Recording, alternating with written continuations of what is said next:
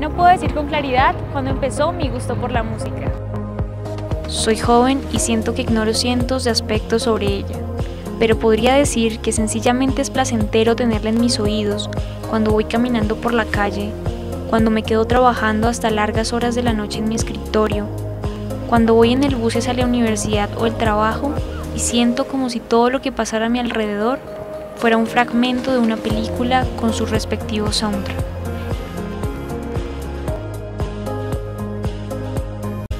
En mi cabeza tenía un revuelto de todo. Hoy me cuestiono sobre cada uno de esos géneros que escuchaba por ellos y los que posteriormente empecé a escuchar yo. Y me doy cuenta que siempre escuché artistas de otros países y me pasé por alto los de mi propia ciudad. En mi búsqueda encontré que hay muchos intérpretes, compositores y cantantes, tan conocidos como desconocidos, pero que desde cualquier punto de vista tienen algo que contar y mostrar.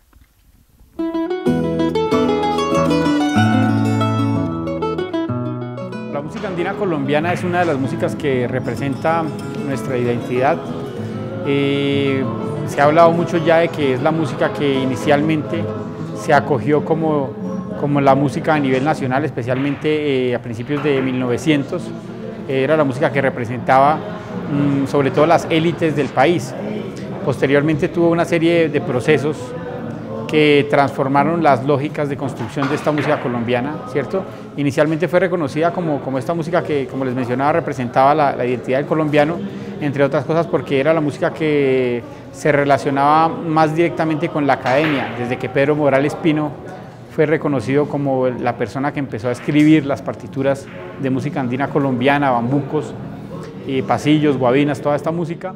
Y como mencionan varios investigadores, entre esos Eliezer Arenas Monsalve, que es tal vez uno de los investigadores más importantes que ha trabajado este tema, esta música empezó a convertirse en una música que se creaba de alguna manera clandestinamente, es decir, era música que no necesariamente estaba difundida por las casas disqueras ni que comercialmente tenía un impacto en la sociedad colombiana. De alguna manera la fortaleció en términos académicos porque muchos de los compositores que hacían música colombiana ya no estaban regidos por las políticas, digamos, del mercado. Este formato lleva unos 100 años desarrollándose más o menos desde el trío de los hermanos Hernández de Aguadas Caldas, un trío paisa que son un grupo muy importante y pionero de este formato de bandola, tiple y guitarra. El formato se ha venido desarrollando desde estos hermanos Hernández, pasando por otros grupos tan importantes como el trío Morales Pino del Valle del Cauca, integrado por el maestro Diego Estrada, por Álvaro Romero Sánchez y Peregrino Galindo. Este trío era un homenaje al compositor Pedro Morales Pino y fue un trío que grabó mucho en la época dorada de los discos en Colombia y por esta razón se divulgó mucho su música.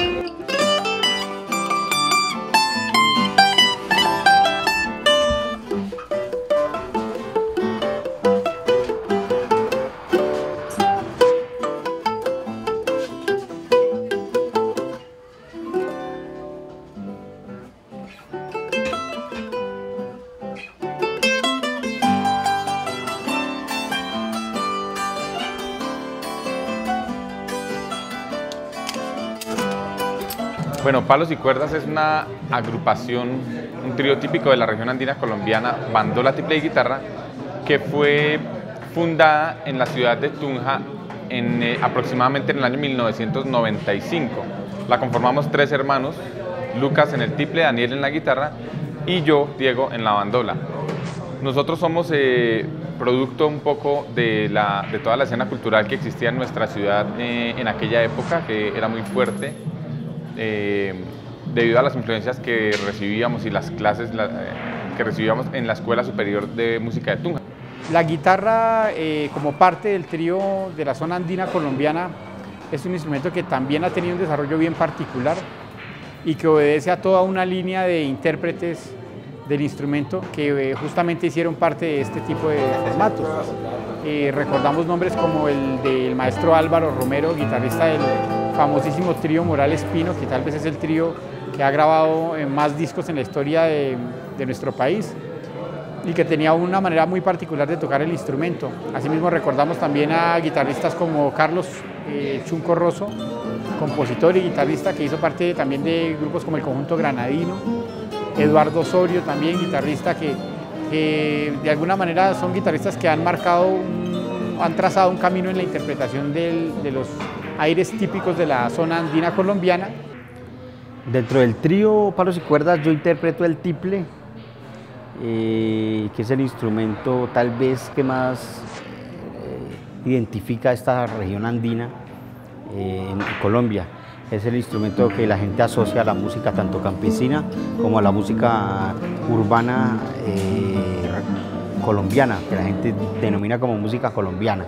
El tiple es un instrumento que de la mano de grandes intérpretes ha tenido roles especialmente como un instrumento acompañante, primero acompañando a la bandola o a los cantantes, al dueto vocal o a un solista vocal, pero también ha venido desarrollándose como un instrumento solista, como un instrumento dentro de la academia, ha compartido esos lenguajes que presentan tanto la ciudad como el campo. Está presente en la música campesina, por ejemplo, en la música carranguera, también en la música colombiana de salón, los pasillos, los bambucos, y ahora por supuesto está presente también en conformaciones que tienen que ver incluso con la música de concierto específicamente.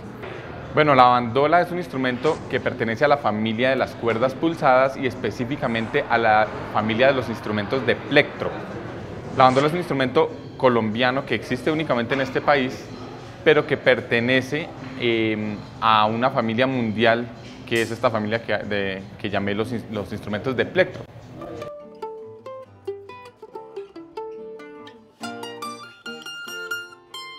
Casi que en todos los países del mundo se encuentra por lo menos un primo o un primo hermano o instrumentos familiares a nuestra bandola andina colombiana.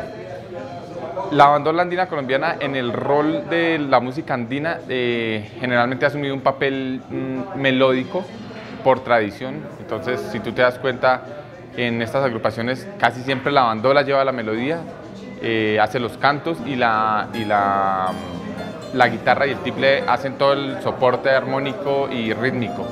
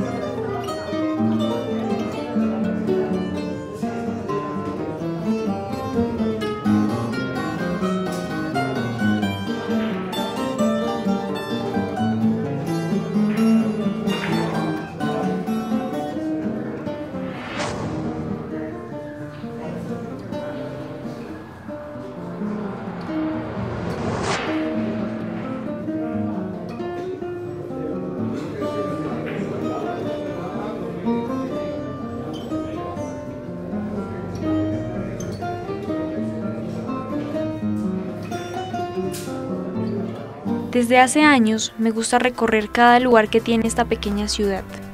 Caminar y seguir caminando es uno de mis hobbies, y Tunja me permite hacerlo. Tiene una riqueza histórica impresionante, y más allá de los lugares tan conocidos que nos aparecen cuando buscamos en Google sitios para conocer en Tunja, tenemos espacios que quizá no son tan conocidos, pero que son los que hacen de la ciudad lo que es. Una ciudad llena de tesoros escondidos.